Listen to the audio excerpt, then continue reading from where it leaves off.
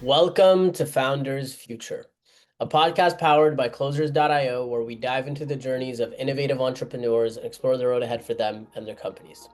I'm your host, Amar Elm, and in each episode, we uncover the stories behind impactful ventures, the challenges faced along the way, and the strategies driving their future growth. Today, we are absolutely thrilled to be joined by Jennifer Chou, the woman behind vegan tech Nomad, a rapid growing lifestyle and productivity brand combining vegan advocacy, digital entrepreneurship, and creator economy insights. Jennifer's unique blend of authenticity, strategic marketing, and transparent sharing has allowed her to build a diversified online business, generating six-figure revenues through newsletters, digital products, and sponsorships, all without a traditional website.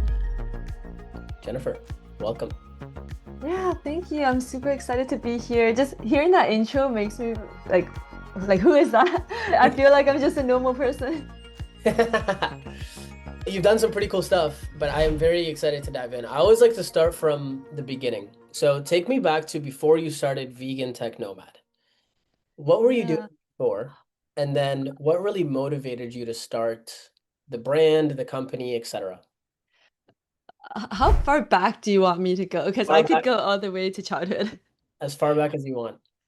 Okay, I think what really kickstarted it was my work at my previous company. I worked for an education startup called Entry Level, and I was the growth marketing person, and at a startup, you have to do everything. So I learned how to do pretty much everything marketing related. I remember talking to this guy with 15 years marketing experience, and I was like telling him stuff about marketing, and he's like, "How do you know this?" And so you work at a startup. And as part of my duties, they had me work on TikTok content, and the videos were so bad. If I showed you the first video, you would not even recognize that it's the same person because I was just so awkward on camera. But I was like, no, I have to do this. I need to grow this account.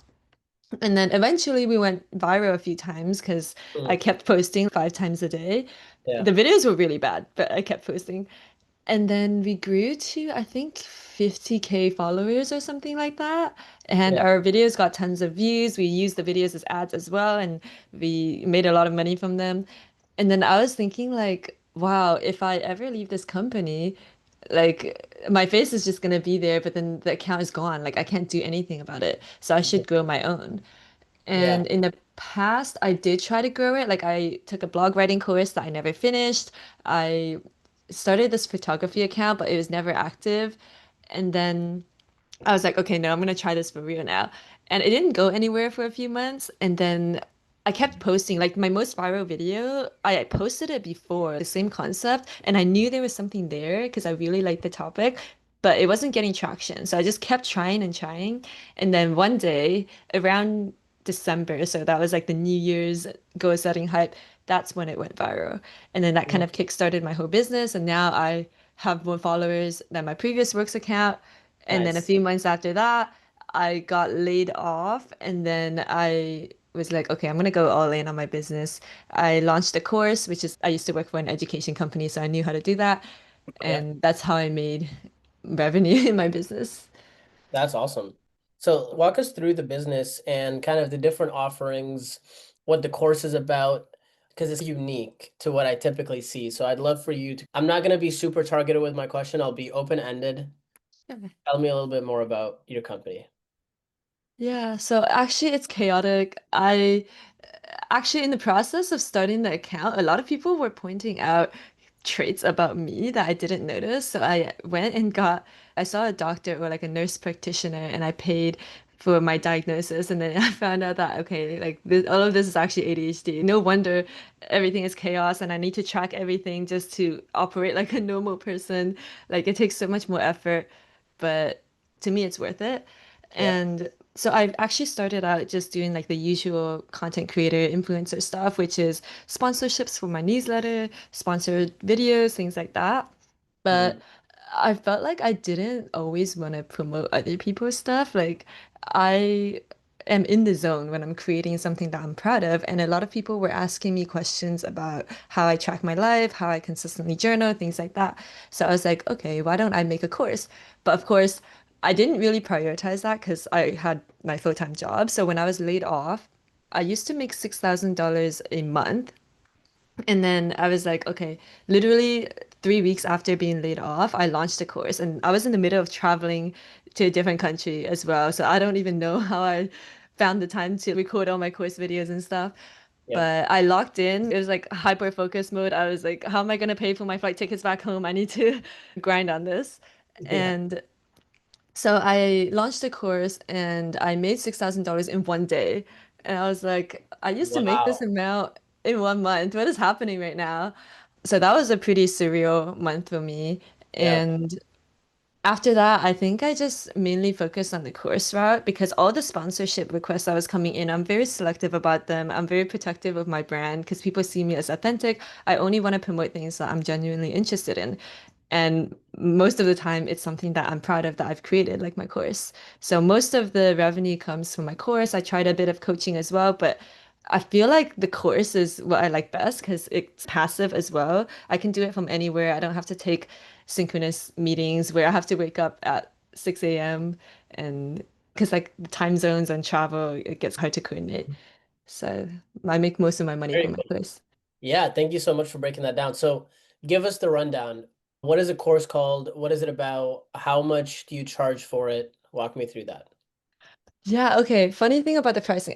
I'll tell you the story about the pricing in a bit, but basically the course is called Unhinged Life Tracking, and it's about how I track my whole life, how I set up habit systems to reach my goals, because a lot of us find it very hard to find time for what actually matters and have habits that align with our goals. So like you say you want to be healthy at the beginning of the year, but then you don't actually intentionally plan your habits so that every day you're working on it.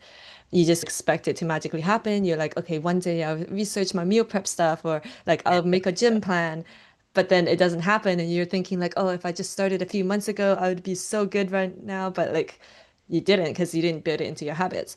And I find that the act of tracking things actually helps me turn it into a habit that I work on daily. And I'm a lazy person and I didn't think I could be consistent. But once I started tracking, I was like, wait, this is actually fun. There's like levels to this. So it felt like a game or an experiment. And because I'm so curious about the outcome of it, I felt like I had to keep going. And then that's how I stayed consistent. So it's exploiting my natural tendencies and then like building it into my systems and then teaching other people how to do the same. And Cool. there's so many people who are like, oh, I feel like my life has been transformed. I'm happier. Like I made so much time. I made money and signed clients for my business. And there's just a lot of opportunities that open up for you once you make time for what matters. And it doesn't have to take hours of planning and research. It's just like a 5, 15 minute habit a day. And my course is actually designed so that you can work on it 15 minutes a day for 30 days. It's like a cohort-based program. And after 30 days, you just have to keep going with what you've learned. Cool. And the pricing, I actually started out early bird 99 USD.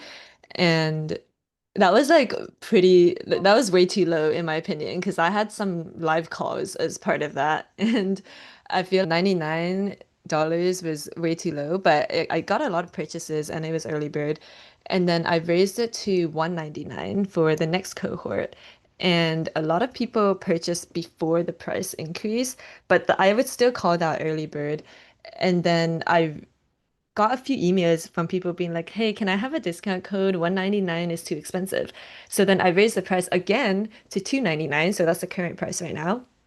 And people were like still emailing me, can I have a discount code? So then I ended up giving those people a discount code to bring it back down to around 199. And then they were like, okay, cool, this is good. But I was like, weren't you just saying 199 is too expensive? But now when I put it They to just want a 299 discount. discount, like what? And then I Pretty also added a cool. payment plan. So that Okay. helped it. Yeah. What was the payment plan? Is it like split up into two, three? What does that look like? Yeah, so it's 3 months and 99.7, I think, per month. So it all adds up to 299. Got it.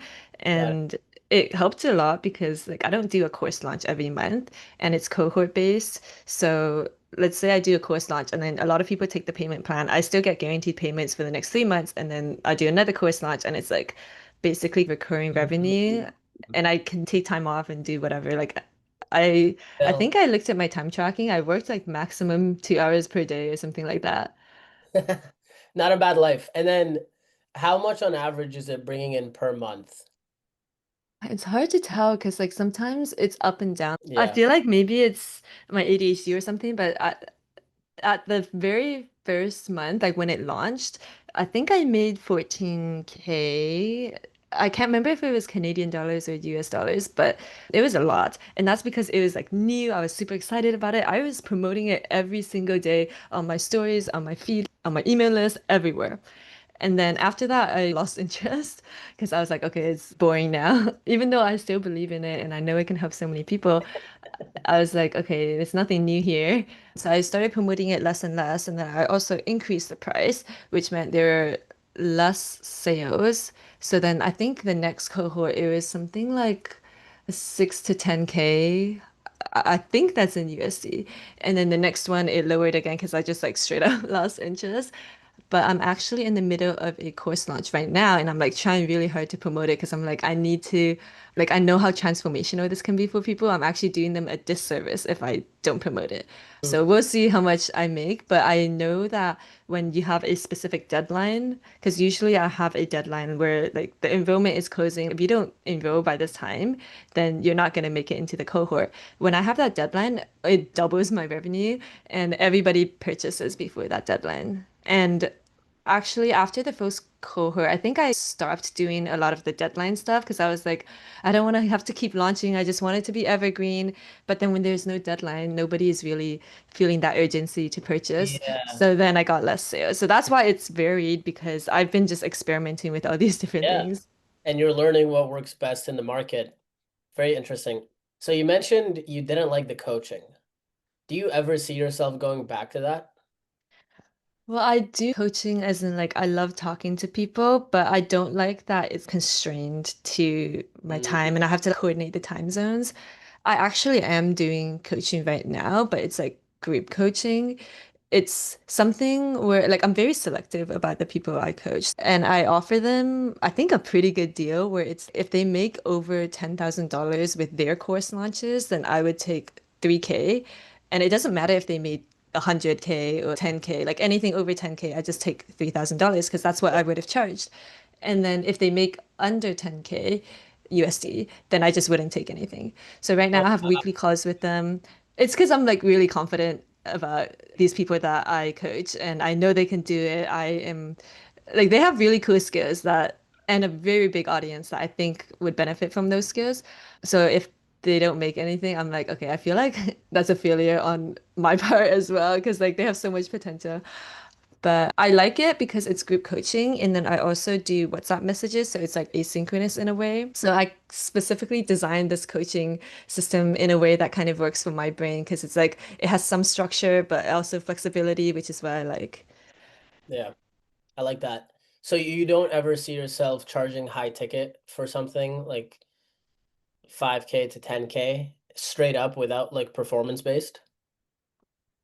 I did that in the past, and I feel like there's like a mindset blocker for me right now because I actually paid $6,000 for a coach to help me launch my first, what I thought was high ticket group coaching. It was $2,000, and people paid me, it was like a 6 month payment plan. So I got something like 300 something every single month. And then I tried so hard. I was like every day I was hopping on 2 hour calls with these people in a group, and then we would co-work together. Like I would help them write their scripts, I would help them with their content. But after the program was over, they didn't stay consistent with it. And then I also had to leave to travel. So that's why I was like the travel lifestyle and like the synchronous coaching. I don't know if that's for me. I much prefer the course. So after Fair. that high ticket coaching, I actually turned all of the frequently asked questions, problems, and stuff into an asynchronous course. Because what I Good. thought would be helpful was like all the tactics, all the hacks and tips. But what I was hearing from my students' feedback was they actually had a lot of fears and like imposter syndrome. It was like a more mindset. So then Interesting. in the course that I made, it was more based on mindset for beginners. So a lot of people have fear around posting and putting themselves out there. So in the course, I'm like, you don't even have to post, just make the video first. The next level is posting. So they go level by level. And I didn't really promote that course that much either. So, because then I lost interest after that. I was like, I'm done with this ADHD content creator niche right now. So I think that's my issue. I need to go really niche into one thing, and I'm like trying to be more aware of all of my weaknesses so I can improve on them. Yeah, fair enough. I like that. What would you have told yourself if you could go back in time and give yourself some advice when you were first launching your course? What would you have told yourself?